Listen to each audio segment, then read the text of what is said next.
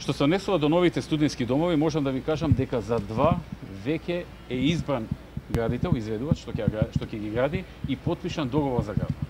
Тоа е за студентскиот дом Медицинар и за студентскиот дом во Тетово, кој ќе биде во склоп на Тетовскиот универзитет. Значи, за овие два студентски дома се направи проект, идеен, основен, се отвори тендер за градба, се заврши тендер за градба, се избра градител и тој се потпиша договор и тој во наредните неколку недели треба да почне градбата на овие два студентски дома. Што се однесува до третиот, тоа е студентскиот дом во Карпош, студентскиот дом Тодор Александров. За него вчера, колку што сум информиран, извршен е избор на идејно решение.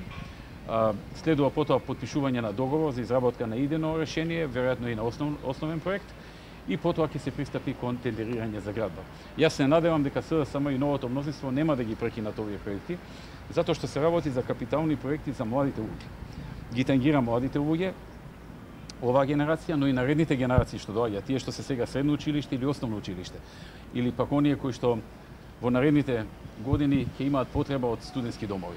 Значи, од вкупно 3, за 2 се завршија комплетно сите процедури и се потпиша договор за градба, за Медицинар, Медицински факултет и Тетовскиот универзитет, и за третиот се започна, односно во теке процедурата за склучување договор за изработка на идеен проект.